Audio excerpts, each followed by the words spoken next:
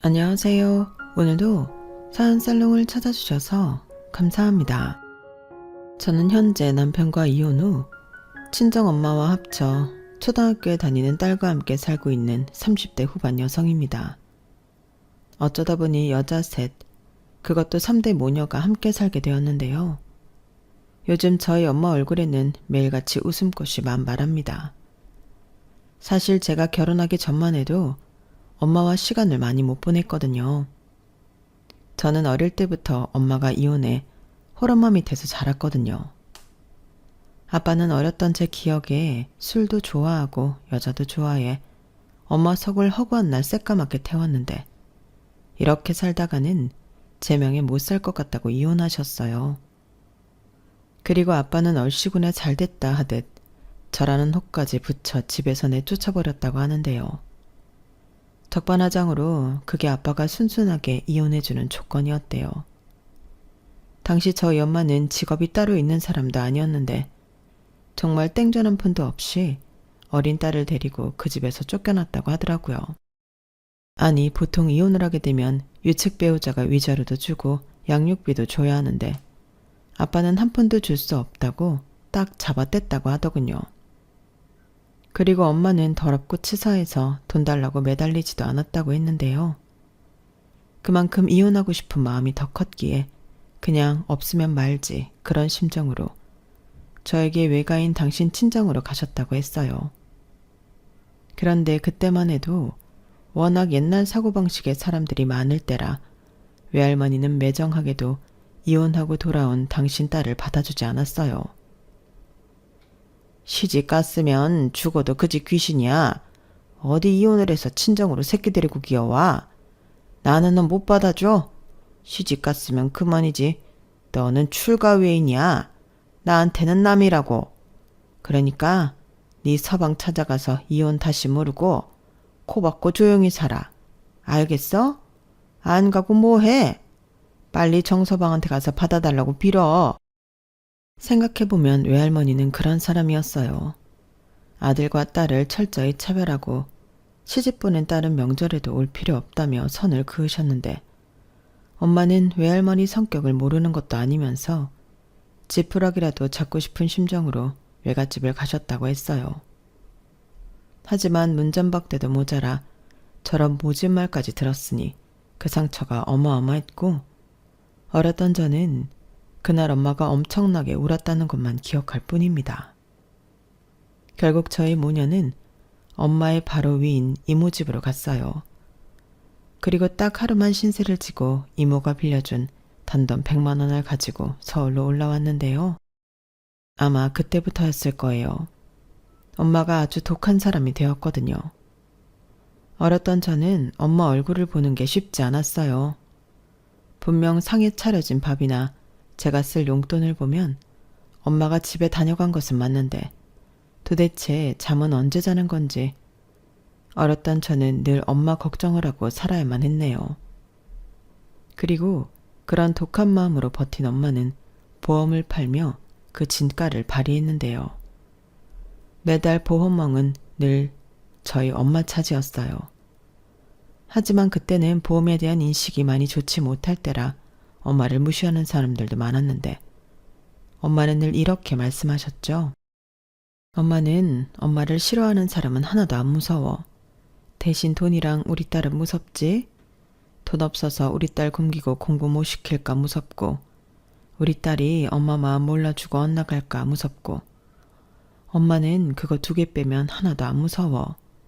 이렇게 말씀하셨는데 저는 어렸지만 철이 빨리 들어 그런지 엄마 마음이 훤히 다 보였어요.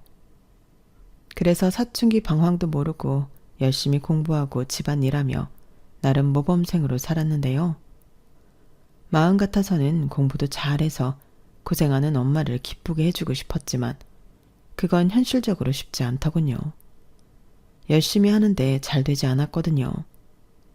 그리고 엄마도 일하느라 제 공부에는 신경을 많이 못 써줬는데 그건 당신 탓도 있다고 생각하셨는지 제가 공부를 잘하는지 못하는 것에는 단 한 번도 뭐라고 하신 적이 없었어요. 오히려 사람들이 어떻게 다 공부를 잘하겠니? 우리 딸은 우리 딸이 잘하는 걸 찾으면 돼. 기죽을 필요 없다니까? 이렇게 항상 저한테 괜찮다고 해줬는데 그 말이 참 고마웠어요. 제 친구 엄마들은 전부 공부 못하는 자식은 필요 없다고 공부 잔소리를 한다고 했거든요. 그래서 제 친구들은 공부를 못해도 괜찮다고 해주는 저희 엄마를 부러워하며 저한테도 좋겠다는 말을 자주 했는데 저는 그 말이 좋진 않았어요.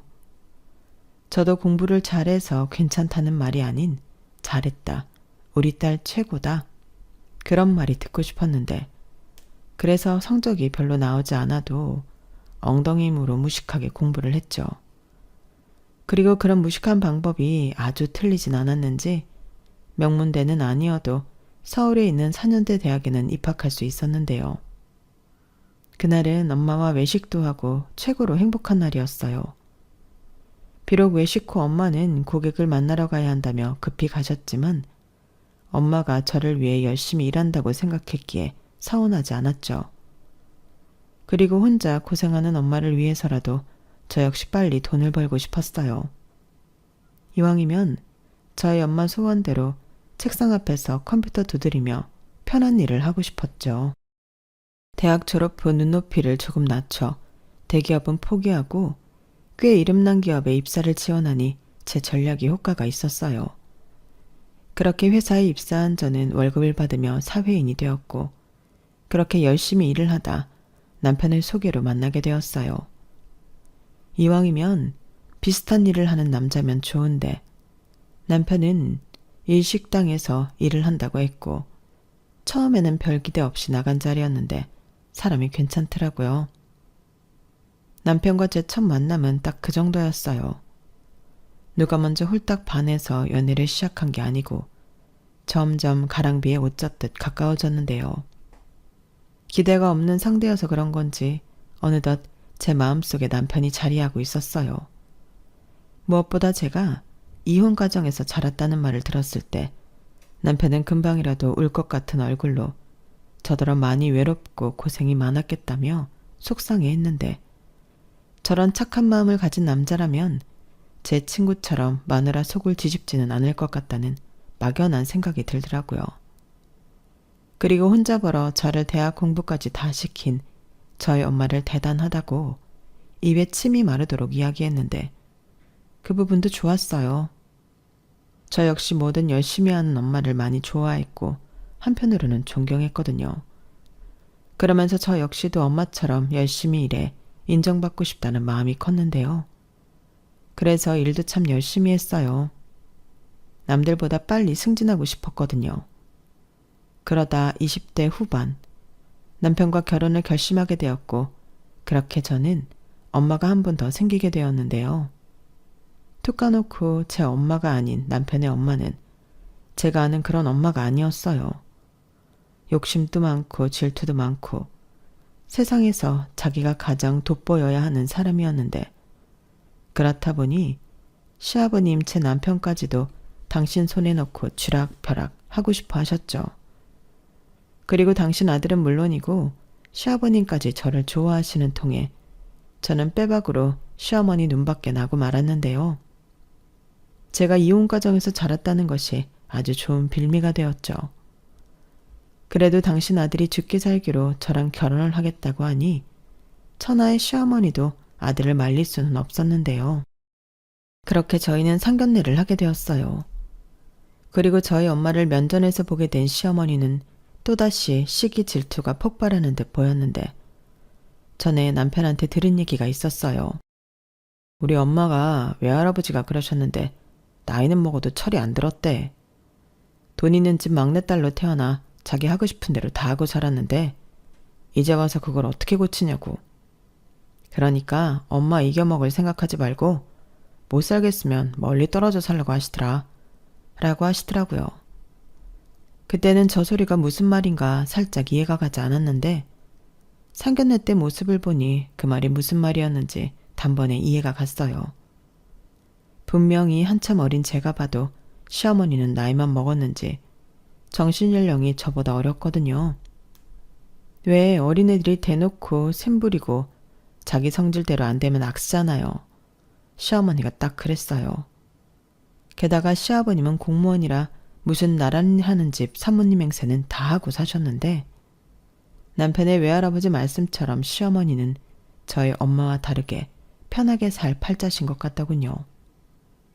하지만 세상은 공평하다고 중매로 만났다는 시부모님은 사이가 그닥 좋아 보이진 않았는데요.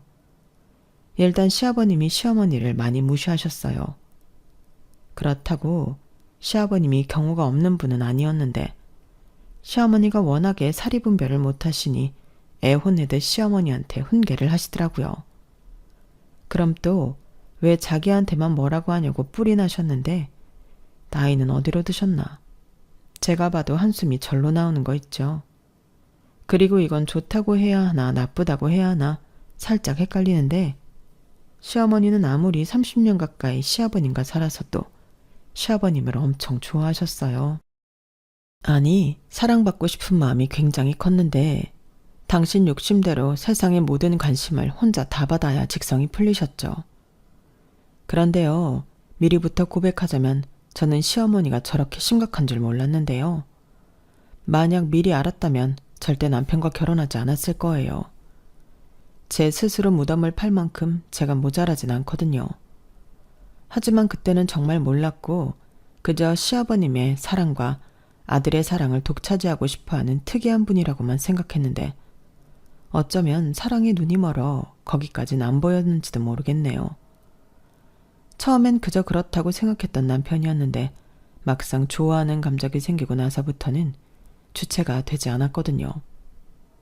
게다가 늘 바쁜 친정엄마의 부재로 저는 표현은 하지 않았지만 많이 외로웠고 남편과 만나면서 그런 외로움이 더 많이 채워졌는데 자상하고 저보다 더 세심한 남편에게 저는 정말 푹 빠져 있었어요.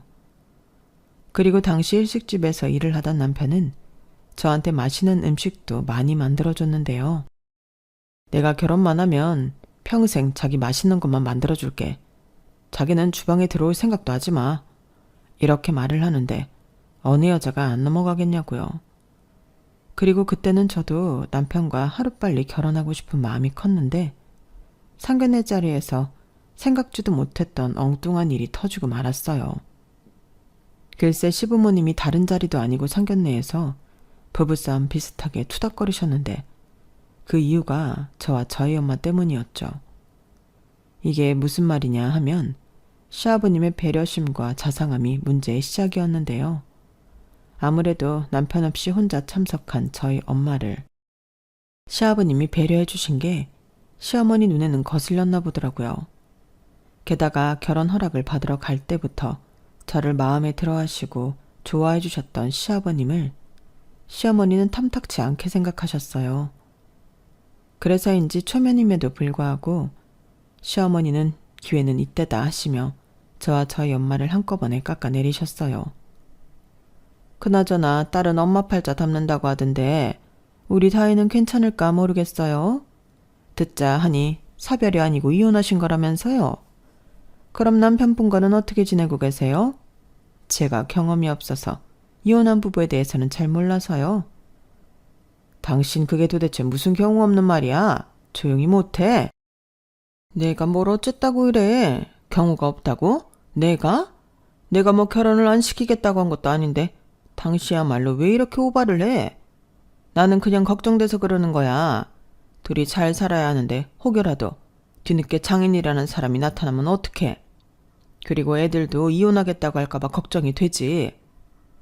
당신 제정신이야? 아직 결혼도 안 했는데 무슨 이혼할까봐 걱정을 해. 사돈 앞에서 못하는 소리가 없어. 아닙니다. 걱정되실 수도 있죠. 그런데 사부인 걱정하실 필요 없습니다. 저 다희 아빠랑 헤어지고 단 한 번도 본 적 없어요. 어디서 살았는지 죽었는지 지금도 모르고 살거든요.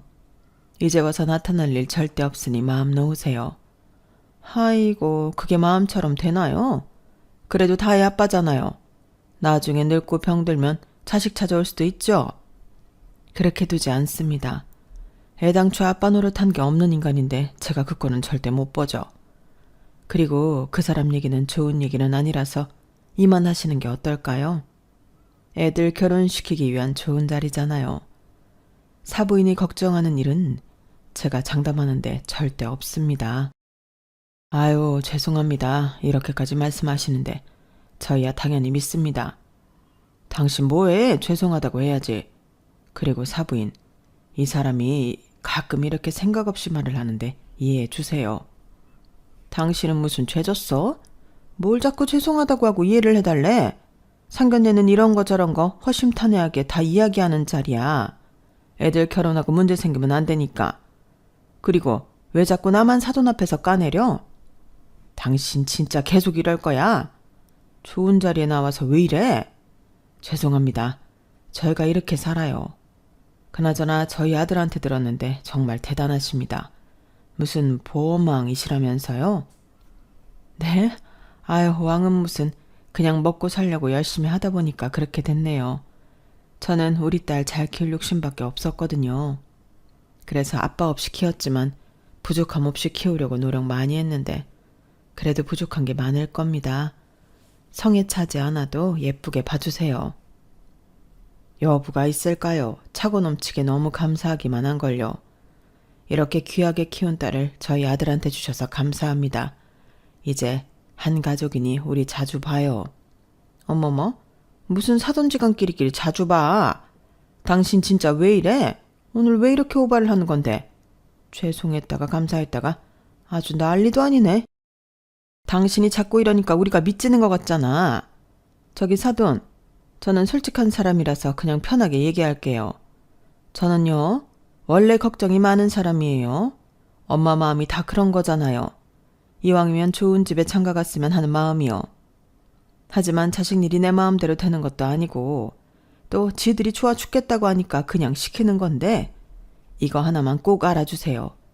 이 사람은 다혜가 너무 좋다고 하지만 저한테는 부족한 며느리짜리입니다. 저도 희망사항은 있을 수 있잖아요. 그래도 서로 노력하며 잘 지낼 테니 우리 아들 잘 좀 대해주세요. 요즘은 사회가 백년 손님이 아니라 처가 머슴이라고 하던데 저는 절대 그 꼴을 못 보거든요. 그런 생각까지 하셨어요? 사부인도 참. 걱정하지 마세요. 절대 머슴으로 쓰지 않겠습니다. 그리고 사부인이 솔직한 분이라고 하시니 저도 편하게 말씀드려도 될까요? 저 역시도 형우가 썩 마음에 들진 않았어요. 저도 희망사항이 있을 수 있잖아요. 저 역시도 이왕이면 우리 딸 좀 더 편하게 살 수 있도록 해주는 사위를 보고 싶었거든요. 그런데 둘이 좋아 죽겠다고 하고 또 내 사위라고 생각하지 이젠 이뻐 보이더라고요. 그러니 사부인도 내 며느리라고 생각하고 이뻐해 주셨으면 좋겠습니다. 서로 노력해야죠. 그래야 애들도 양가 눈치 안 보고 지들끼리 행복하게 살 거고요. 그날 저는 새삼스럽게 저희 엄마의 언변에 깜짝 놀랐어요. 분명 시어머니는 저희 엄마 기분 나쁘라고 시비를 거걸 텐데 그 말을 저렇게 멋지게 받아치다니 제가 나설 필요도 없었는데요. 시어머니는 말발로 되지 않다는 걸 느꼈는지 얼굴만 시뻘개져서 냉수만 들이켰고 시아버님은 역시 보호망이라고 하시다니 말솜씨가 대단하십니다. 아무래도 다혜가 엄마를 닮아서 똑부러지나 보네요. 허허. 라며 연신 웃기만 하셨는데 그러자 시어머니 표정은 더 울그락불그락해지셨어요. 그리고 걱정한 대로 그날 댁으로 돌아가셔서 대판 싸우셨다고 남편한테서 들었는데요.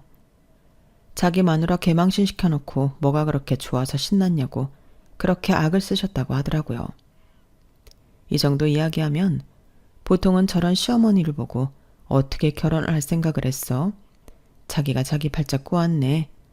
이런 말씀을 하시는 분들도 계신데 시어머니가 저렇게 바락바락 하셔도 저는 자신 있었어요. 일단 시아버님이라는 든든한 방패가 있으셨고 그때는 남편이 저리도 우유부단한 놈인지 미처 몰랐는데요. 일단 저는 제 성격 믿고 결혼을 예정대로 진행했어요. 애당초 시어머니랑 잘 지낼 마음이 없었기 때문에 시어머니가 저런 사람이라는 건 저에게 그다지 중요하지 않았죠. 그리고 그걸 시어머니도 아셨는지 자기한테 꺾이지 않고 따박따박 제 할 말 다 하는 저를 참 싫어하셨는데요. 그렇게 제 길을 꺾으려 하시더라고요. 너는 휴일이라고 남편도 안 도와주고 집에서 퍼져 쉬고 있냐? 내가 정말 속이 상해서 너 당장 네 남편 가게로 튀어오지 못해? 남 가게도 아니고 남편이 개업을 해서 고생을 하고 있으면 마누라가 쉴 때라도 나와서 거들어야지. 너는 주말이면 회사 안 가지만 우리 아들은 언제 쉬니? 어머니, 가게 오셨어요? 저 원래 주말에 가게 가서 돕는데 오늘은 감기 기운이 있어서 약 먹고 쉬고 있거든요. 하필 오늘 오셨네요. 제가 가서 일할 때는 오시지도 않더니. 뭐야? 너 말에 뼈가 있다? 그래서 꼴랑 감기 걸렸다고 안 온다고? 꼴랑 감기가 아니고 저 정말 많이 아파요. 그 애한테 물어보세요. 이런 식으로 나오겠다 이거지? 내 아들이 아주 지 든든한 방패야. 그럼 지금 말고 한 3시간 정도 있다가 운전만 하러 나와라. 네? 운전이요? 내가 오늘 모임이 있어서 친구들을 우리 아들 가게로 불렀어. 원래는 술까지 마실 생각은 없었는데 오늘은 기분이 좋아서 술 한 잔들 하자고 하네? 대리 부르면 그것도 돈이잖아. 네가 나와서 내 차 운전 좀 해다오. 어머니, 대리비 얼마나 한다고요? 저 약 먹어서 운전하면 안 돼요. 지금도 약이 독한지 핑핑 도는데 운전하면 사고 나요. 그래서 약도 먹었겠다 좀 자려고 했는데 그래야 빨리 털고 그이 가게 가서 도울 수 있지 않겠어요? 오늘은 그냥 대리 부르세요. 여차하시면 그이한테 대리비 달라고 하시고요. 너 정말 이럴 거야? 아주 시어머니랑 맘먹자는 거지? 너 내가 주시하고 있다. 조심해. 아마 전날은 친구분들 앞에서 며느리한테 대접받는 시어머니 코스프레를 하고 싶으셨던 것 같았어요. 그런데 당신 뜻대로 되지 않아 뿔이 나셨는데 제가 아프다고 하니 달리 어떻게 하실 수가 없으셨겠죠. 제가 뭐 거짓말로 아픈 건 절대 아니었거든요. 한 3일 전부터 으슬으슬하고 컨디션이 좋지 않더니 금요일 밤부터는 꼬박 알아놓았어요. 그러니 남편도 오늘은 쉬어. 가게 나와도 도움도 안 되겠다. 라며 저더러 나오지 말라고 했는데 도움이 안 되겠다니. 저를 걱정하는 건지 가게를 걱정하는 건지 모르겠더라고요. 남편은 결혼하고 2년이 지나 가게를 오픈했거든요. 그리고 대출을 많이 받아 시작한 가게라 그런지 남편은 가게 오픈 이후 신경이 많이 날카로웠는데요. 그로 인해서 저한테도 많이 소홀했죠. 하지만 저는 남편이 오죽 스트레스 받으면 그럴까 하며 애써 이해해 주려 노력했는데 남편은 아니었어요. 저는 여전히 직장을 다니고 있었고 그렇기 때문에 제 일과 남편의 일을 구분지어 생각했는데 남편은 자기 가게 아니라 우리 가게라고 생각하는 것 같더라고요. 그런데 우리 가게를 저는 신경을 쓰려 하지 않았으니 서운함과 불만이 쌓여가는 듯 했는데요. 처음엔 자리 잡아야 하는 것도 있고 주말에 손님이 많이 몰리니 주말에는 나가 가게 일을 도왔는데 남편은 당연하게 생각했지만 저도 병이 난 거였어요. 막말로 남편이 가게를 오픈하고 난 뒤로 저는 쉬는 날이 없는 거나 마찬가지잖아요. 하지만 남편은 제가 직장 가서 일하는 건 앉아서 손가락만 움직이니 별로 힘들지 않다고 치부했는데 직장 생활 하시는 분들이라면 알겠지만 조직 생활이라는 게 그렇지 않잖아요.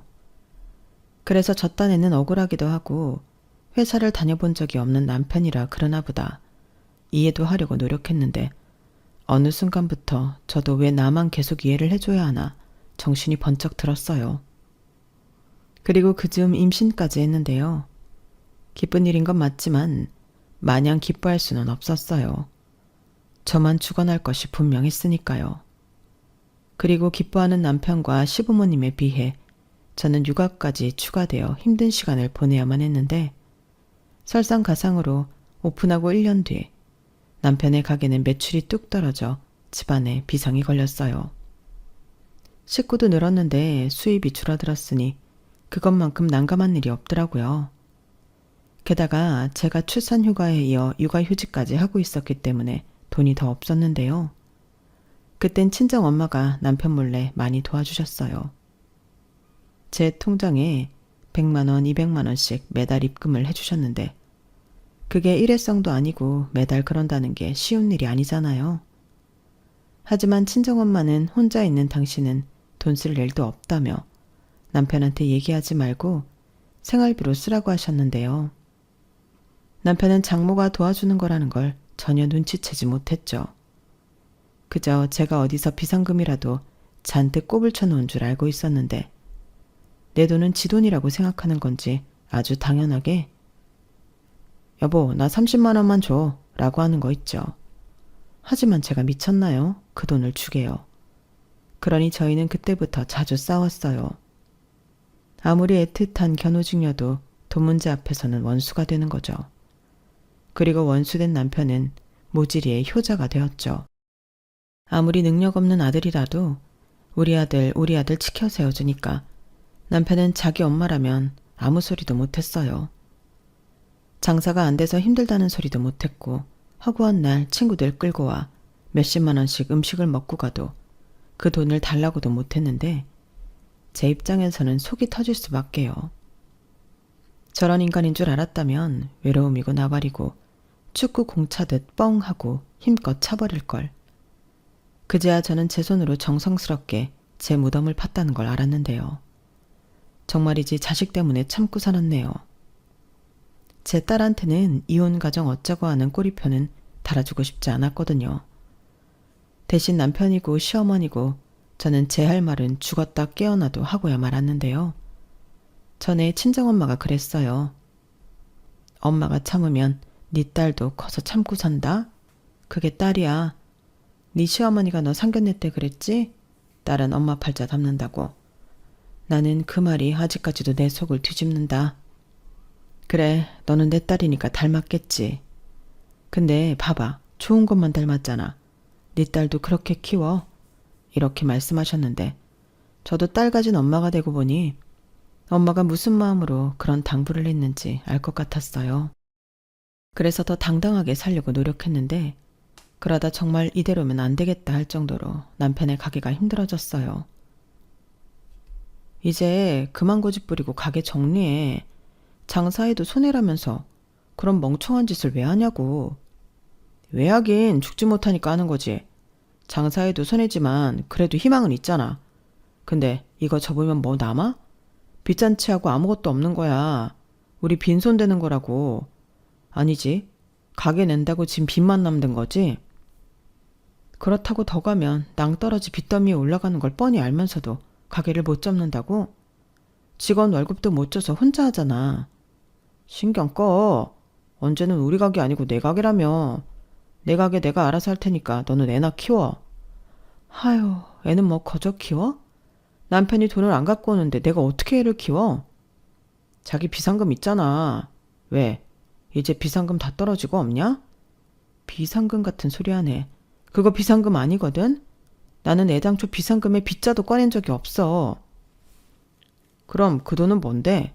혹시 어디서 훔쳤어? 훔쳤다. 우리 엄마 통장에서 훔쳤어. 진짜 장모한테 부끄러운 줄 좀 알고 살아라.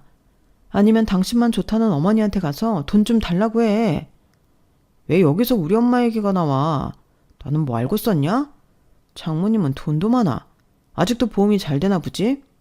그럼 이참에 푼돈 말고 목돈이라도 좀 달라고 해봐. 하나뿐인 딸인데 혹시 알아?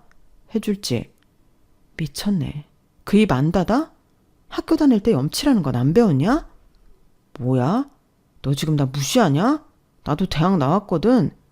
어디서 하늘 같은 서방을 무시해. 서방 같은 소리 하네. 서방 대접 받고 싶거든 서방 노릇을 해. 아니 그건 바라지도 않을 테니까 애비 노릇이라도 해 좀. 저희는 남편의 가게가 되지 않아 한가한 만큼 둘이 치열하게 싸웠어요. 거짓말 조금 보태서 아침, 점심, 저녁 매일 3번 이상은 내가 왜 저런 인간이랑 살지? 확 이혼할까? 이런 생각을 했는데 그때까진 정이 아주 조금은 남았는지 남편이 불쌍하다는 생각도 했었죠. 다들 어렵다는데 내 남편만 잘못한 건 아니었으니까요. 하지만 계속 이렇게 밑빠진 독에 물을 부을 수는 없었는데요. 한편으로는 지가 호되게 당해봐야 정신을 차릴 것 같았어요. 그래서 눈 딱 감고 남편이 제대로 망하기를 기다렸는데 오래도 가지 않더군요. 정말 보증금 다 까고 빚더미에 올라 장사를 접게 되었어요. 그때 시아버님이 난리가 나셨어요. 왜 마누라 말 안 듣고 고집부려서 이 사단을 만드냐고요.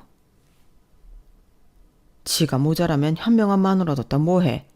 유진이 엄마가 진작에 접으라고 했다며? 당신은 왜 우리 아들 말은 안 듣고 며느리 말만 들어? 얘도 사정이 있으니까 그랬겠지?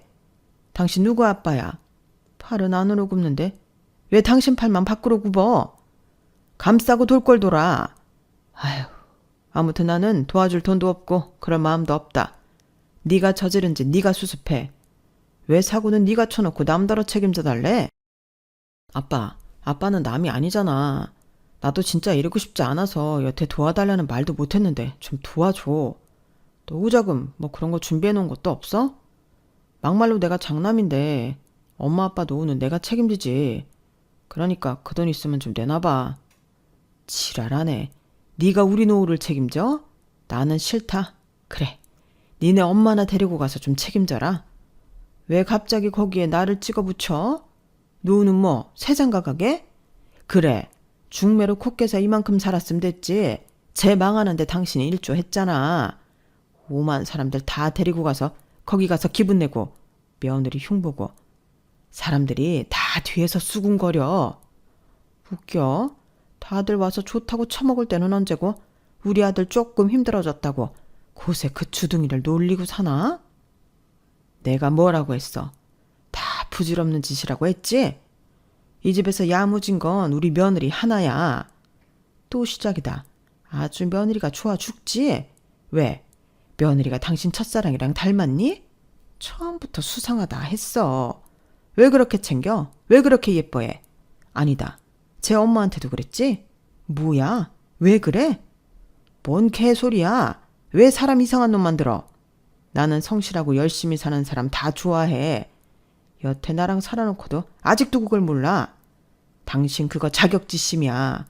당신이 그렇게 못 사니까 그런 사람들 괜히 까내리는 거지. 지금 생각해도 참 골이 아픈 집구석이었어요.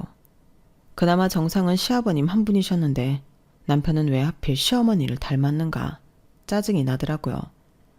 그리고 결국 시아버님은 남편을 도와주지 않으셨어요. 저는 부랴부랴 복직을 했고 남편은 막노동에 오토바이 배달까지 할 수 있는 건 전부 하며 빚을 갚았어요. 남편이 버는 건 남편 빚 갚고 제가 버는 건 생활비를 했죠. 사실 그렇게만 살면 풍족하진 않지만 살 수는 있었어요. 그런데 가게를 폐업한 후부터 남편은 힘든지 살이 쭉쭉 빠졌는데 시어머니가 애가 닳더라고요. 당신 아들만 죽어난다고 저더러 직장 있으니까 대출받아 빚 갚으면 안 되냐고 억지를 부리셨어요. 너는 네 남편 저렇게 힘들어도 괜찮냐? 제가 뭐 도박을 했어. 식구들 먹여 살리려고 가게 하다가 생긴 빚인데 네가 좀 대출받아서 갚아줘도 되지. 왜 야박하게 선을 긋냐? 선 그어야 살죠. 아니 뭐 같이 죽어요? 사실 지금은 제가 가장이에요. 제가 벌어서 저희 식구들 먹고 살잖아요. 그리고 유진 아빠가 버는 건 자기 빚 갚는 건데 딱히 하실 거면 저를 딱히 하셔야 하는 거 아니에요? 뭐라고? 네가 뭐가 딱해? 너는 여름이면 에어컨 나오고 겨울이면 히터 나오는 사무실에 앉아서 편하게 일하잖아. 아, 진짜 너는 처음 볼 때부터 정이 안 가더니 끝까지 그래. 내가 그때 정말 죽는 신용을 해서라도 결혼 못하게 뜯어 말렸어야 했는데. 그러게요. 왜 안 말리셨어요? 안 그랬으면 저도 이러고 안 살잖아요. 좀 열심히 하시지. 너 그 입 안 닫아? 어떻게 된 게 그 주둥이는 연신 사람 복장을 뒤집냐? 네 엄마가 그러라고 가르치든? 네, 할 말 하고 싶은 말 당당하게 하고 살라고 가르치셨어요. 그래야 제 딸이 저 닮는다고요. 어머님이 그러셨잖아요. 딸은 엄마 팔자 닮는다고요.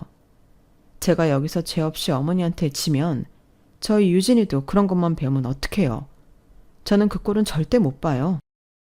시어머니는 제 말에 혈압이 오른다며 잘못했다는 소리 할 거 아니면 연락도 하지 말라고 하셨어요. 그 말이 얼마나 감사했는지 마음 편하게 연락도 안 드리고 살았는데요.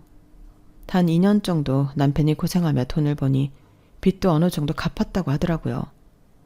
그런데 안 살 거면 몰라도 옆에서 힘들어하는 남편을 보니 저도 마음이 그다지 좋진 않았는데 빚은 다 갚았으니 자기 책임은 다 했고 앞으로가 걱정이었어요. 그렇다고 앞으로도 계속 막노동을 하라고 하긴 싫더라고요. 그리고 남편은 할 줄 아는 건 음식밖에 없으니 제일 좋은 건 일식당에 취직을 하는 건데 나이도 있고 칼을 오래 놓기도 했고 남편을 쓰겠다는 가게는 애석하게도 없었죠. 그러자 남편은 계속 자신감을 잃어갔고 빚을 갚아야 한다는 강박도 사라지니 일도 나가지 않으려 했어요. 그렇게 집안에 굴을 파고 있으니 딸아이도 아빠 눈치를 보더라고요. 그 어린 게 아빠 눈치를 보는데 꼭 저 어릴 때 보는 것 같아서 속에서 천불이 올라왔어요. 그래서 안 되겠다 싶어 이젠 정말 우리 가게를 찾아보자 남편한테 제안을 했는데요. 퇴직금을 받아 일식당을 차리자고 제안을 했어요. 대신 이번에는 정말 죽기 살기로 해야 하니 레시피 연구도 좀 하고 일식이 신선한 재료가 생명이다 보니 공급처도 신경 써서 알아보자고 했는데 남편은 신나서 제 말이면 무조건 다 한다고 충성했더랬죠. 그때는 집안 살림도 어찌나 척척 잘만 도와주던지 순간이었지만 제 팔자가 피는 것만 같았는데 시어머니는 거꾸로 속에서 부하가 치민다고 하셨어요. 금쪽 같은 자기 아들이 며느리한테 굽실거리는 꼴을 보려니 목구멍에 밥이 안 들어가신다고 하더라고요. 그러니 자기 아들 집에서만큼은 손 하나 까딱하지 않도록 저더러 다 하라고 하셨는데 그런 말을 들을 제가 아니었죠.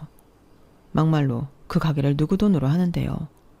그리고 제일 중요한 가게 보증금이며 임대료도 제 손에서 가장 저렴하게 건물주를 구워 삶았는데 손 하나 까딱하지 않을 사람은 저였죠. 그래서 시어머니가 뭐라고 하시든 상관하지 않았어요. 그저 이젠 정말 우리 가게가 잘 돼야 하니 가게에만 집중했는데요. 다행히 한 두어 달 미치고 고생을 좀 했지만 가게는 빠른 속도로 입소문이 나서 수익이 나기 시작했어요. 식재료가 신선하고 음식이 맛있는데 가격도 좋으니 사실 안 되는 게 이상한 일이었는데 오픈런을 한다고 출근 전에 줄 서 있는 사람들을 보면 그렇게 행복할 수가 없었어요. 그런데요, 그렇게 매일같이 사람들이 줄을 서고 웨이팅을 하는데 불청객 집단이 찾아왔어요. 바로 시어머니와 계모임 사람들이었죠. 뻔히 기다리는 사람들 말고 테이블 다 찬 거 봤으면서도 자기들 자리 내놓으라고 저희 직원을 잡고 계셨어요. 내가 여기 사장 엄마라고. 사장 엄마가 왔는데 저 사람들이랑 똑같이 줄을 서는 게 말이 돼? 그리고 원래 고급 레스토랑은 VIP석은 남겨놓는 거야. 저기 죄송한데 저희 사장님은 그런 거 없다고 하셨어요. 매일 줄 서는 분들이 저렇게 많은데 예약도 잡지 말고 무조건 선착순으로 손님 받으라고 하셨거든요. 뭐야? 우리 아들이 그랬다고? 아니, 여 사장님요. 어머, 진짜 웃기고 자빠졌네. 여기 여 사장이 어딨어? 사장 사모겠지. 사장 사모가 사장보다 높나? 어머니, 또 오셨어요? 저는 사장 사모도 아니지만 사장 엄마라도 이건 도의적으로 안 되는 거예요. 밖에 보는 사람들 잔뜩 있는데 구설수 오르게 하고 싶으세요? 저희 이번에 망하면 쪽박이에요. 야, 너 지금 여기 사람들 안 보여? 나 시어머니야. 며느리가 시어머니 기는 못 살려줄 망정 창피를 주냐? 그러게 제가 지난번부터 안 된다고 좋게 말씀드렸잖아요. 어머니야말로 왜 그러세요? 저희 이제 조금 잘 되려고 하는 건데 도와주셔야지. 왜 자꾸 깽판을 치시냐고요? 뭐? 깽판? 너 정말? 나 개망신 주려고 작정을 했지? 그래, 너 잠깐 이리 따라 나와 봐. 시어머니는 보는 사람들이 많다는 걸 의식하는 듯 저더러 가게 뒤편으로 가자고 하셨어요. 그리고 저는 꿀릴 것이 없었기에 그 뒤를 따랐는데 고부가 싸운다는 소식을 들었는지 남편이 주방에서 나오더라고요. 그러고는 일 크게 만들지 말고 자기 엄마가 해달라는 대로 해주라고 하는데 이게 미쳤나 싶더군요. 꼬라지를 보니 돈 100만 원 거덜내고 가실 것 같은데 그럼 그 돈은 누가 메꾸냐고요. 그래서 안 된다고 단호하게 말했어요. 그러자 남편은 시어머니와 똑같이 자기가 사장이니까 사장 말을 들으라고 했는데 어이가 없었죠. 그래서 나중에 다시 얘기하자고 했는데 순간 너무 화가 났어요. 살려달라고 해서 구해줬더니 보따리를 넘어 제 것까지 탐을 내는 격이잖아요. 그리고 시어머니를 만나고 돌아온 순간 저는 결정을 내려야 했는데요. 시어머니가 저를 보자마자 제 뺨을 한 대 올려 붙이시더니 그러셨어요. 야, 내가 정말 너 어디까지 하나 두고 봤는데 더는 못 봐주겠다. 내 아들이랑 갈라서 이제 우리 아들 너 아니어도 잘 먹고 잘 살 거고 너보다 어리고 잘난 여자 만나 새장가 갈 수 있거든. 그러니까 너는 이만 꺼지라고. 너 하나 우리 집에 들어오고 나서 뭐 하나 잘 되는 게 없어. 나 네 시아버지랑 헤어지게 생겼다. 맨날 너랑 나랑 비교하는데 사람이 짜증나서 살 수가 있니? 다 너 때문이야. 그러니까 나랑 우리 아들 앞에서 꺼져. 네 새끼도 데리고 같이 꺼져. 당장 내 아들 가게에서도 꺼지라고. 이렇게 악에 바치셔서 고래고래 소리를 치시더라고요. 저는 그 말을 듣는데 어이가 없어서 웃음이 나왔어요. 지금 저를 붙잡아도 될까 말까인데 꺼지라고 하다니 이 사람들이 정말 간이 배밖에 나왔나 싶었죠. 그래서 후회하지 않으시겠냐고 재차 확인하니 후회는 개뿔? 내가 왜 후회를 하니? 너만 나가면 알턴이가 빠진 것 같아서 살 것 같을 거다. 그러니까 하루빨리 갈라서. 이렇게 친히 시어머니는 당신의 뜻을 확고히 하셨는데요. 저는 흔쾌히 알겠다고 했어요. 그리고 친정엄마한테 바로 전화를 걸었는데 시어머니 들으시라고 아주 큰 소리로 통화를 했죠. 스피커폰으로요. 엄마, 나야.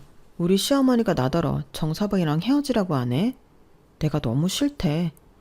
그래서 우리 유진이도 데리고 꺼지래. 그러니까 엄마, 우리 가게 당장 빼. 정서방은 그 잘난 자존심에 장목 건물에 거의 공짜로 가게 오픈한 것도 자기 엄마한테 말 안 했나 봐.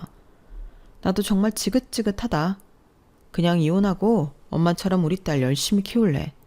그게 훨씬 낫겠어. 뭐야? 그 인간들이 진짜 너한테 그랬단 말이야? 아주 호강에 겨워 요강에 똥을 싸지. 내가 그 가게 빼주려고 얼마를 손해봤는데 내가 사위 이뻐서 그 자리 가게를 줬나? 내 딸 살라고 해줬지. 알겠다. 당장 그놈의 가게부터 빼야지. 너 미련 갖지 말고 당장 나와. 뭐냐? 지금 뭐 하는 거야? 이 가게가, 아니 이 건물이 사부인 거였어? 아니 어떻게 그런 말 없었잖아. 네 엄마 언제 건물 샀니? 아니 어떻게 건물을 사? 보험 팔아서 건물을 샀다고? 보험도 팔고 열심히 재테크도 하시고 그래서 재작년에 이 건물 사셨어요. 원래는 이 1층 고깃집 들어오는 거였는데 저희 엄마가 위약금 세게 물어주고 저희 가게 내주신 거거든요. 유진 아빠가 그런 말은 일절 안 했죠. 싫은 말도 못하지만 자기 자존심에 남한테 꿀리는 말도 못하는 모질이니까. 그래도 그렇지. 어머니는 아들이 무슨 돈이 있어서 이런 가게를 차렸다고 생각하셨어요? 이거 재퇴직금 올인한 거고 저희 엄마가 보증금의 월세까지 완전 대폭 할인해 주셔서 하는 거였어요. 근데 어째요? 헤어지라고 하셨고 저도 더 살 마음 없고 이제 네 거 내 거 제대로 갈라서 이혼할게요. 그래서 하는 말인데 여기서 꺼질 사람은 제가 아니거든요. 아주머니가 아들 데리고 나가세요. 어차피 저희 주방에 직원들이 있어서 괜찮아요. 설마 이런 일 생길까봐 제가 비싸도 일식 셰프들 데리고 왔거든요. 뭐라고? 아니 나는...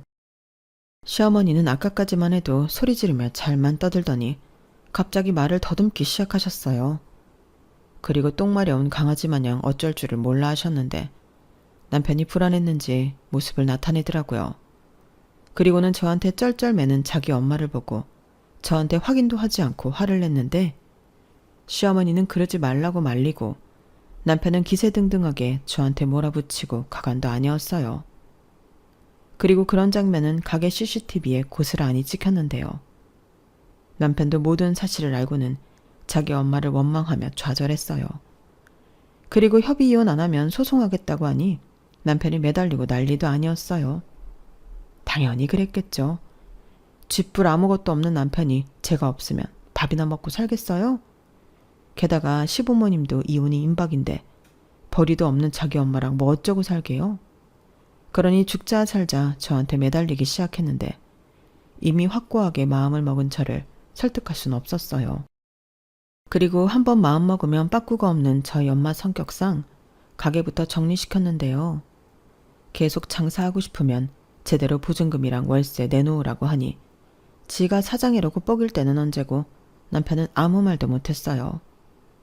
결국 제가 이혼 소장을 보내니 남편은 알겠다고 빈손으로 쫓겨났어요.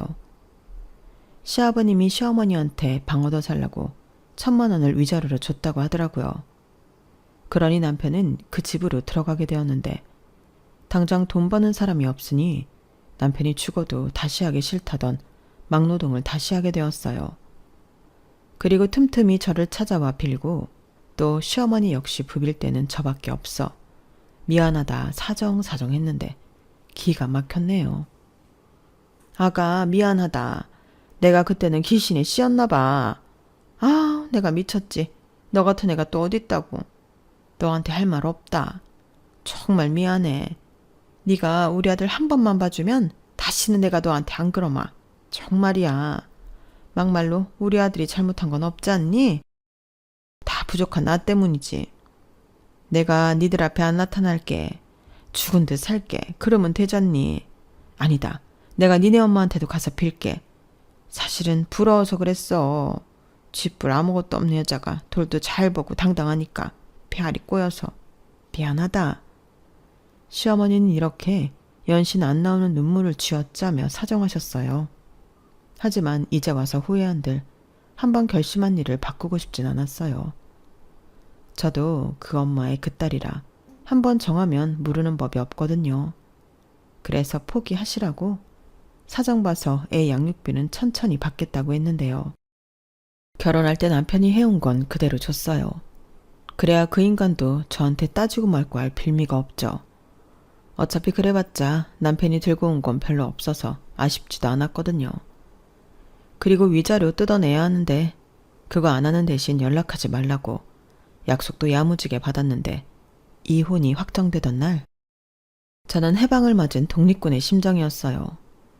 친정엄마는 이혼할 당시 앞으로가 막막했다고 했지만 저는 든든한 엄마라는 뒷배가 있으니 좋기만 하더라고요. 그리고 저희 엄마도 애써 참고 살지 말라고 했는데요. 그렇게 저는 모든 걸 다 정리하고 엄마 집으로 들어갔어요. 다행히 먼저 다니던 회사에서 먼저 연락이 왔고 마침 직장을 구하고 있다는 저에게 다시 회사로 돌아오라는 감사한 제의를 해주셨는데 그리하여 지금은 원래 있던 제자리로 돌아가게 되었어요. 장사도 나쁠 건 없었지만 뭐니 해도 하던 일이 최고더라고요. 익숙하고 잘할 수 있는 일을 하고 있으니 전에 다닐 때는 몰랐는데 매일 출근하면 행복했어요. 마치 대학 졸업하고 처음 입사했을 때 느꼈던 설레임과도 비슷했는데 언젠가 회사가 힘들고 그만두고 싶을 때 그때의 기억을 떠올리면 좋을 것 같아요.